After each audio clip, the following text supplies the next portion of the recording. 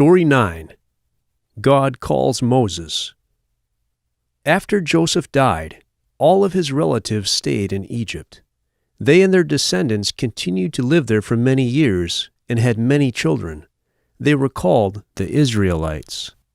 After hundreds of years, the number of Israelites had become very large. The Egyptians were no longer grateful that Joseph had done so much to help them. They became afraid of the Israelites because there were so many of them.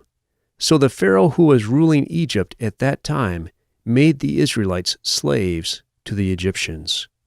The Egyptians forced the Israelites to build many buildings and even whole cities. The hard work made their lives miserable, but God blessed them, and they had even more children.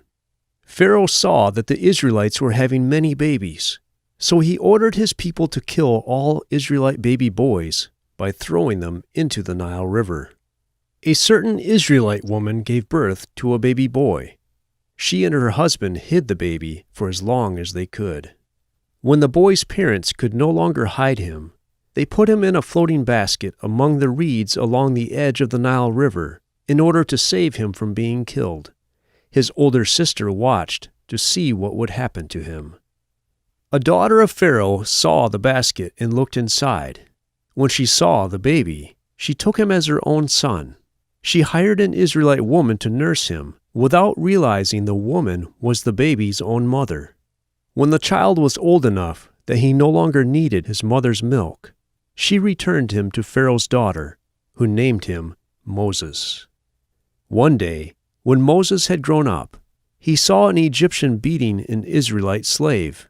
Moses tried to help his fellow Israelite. When Moses thought nobody would see, he killed the Egyptian and buried his body.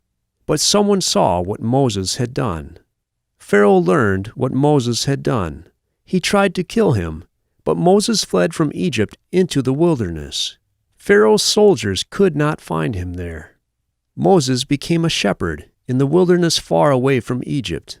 He married a woman from that place and had 2 sons. Moses was taking care of his father-in-law's herd of sheep. One day, he saw a bush on fire, burning without being destroyed. He went close to the bush to look at it. When he was very close, God spoke to him. He said, "Moses, take off your shoes. You are standing on holy ground." God said, "I have seen the suffering of my people. I will send you to Pharaoh so that you can bring the Israelites out of their slavery in Egypt. I will give them the land of Canaan, the land I promised to Abraham, Isaac, and Jacob." Moses asked, "What if the people want to know who sent me? What should I say?" God said, "I am who I am. Tell them, I am has sent me to you. Also tell them, I am Yahweh, the God of your ancestors, Abraham, Isaac, and Jacob. This is my name forever." Moses was afraid and did not want to go to Pharaoh because he thought he could not speak well. So God sent Moses' brother Aaron to help him.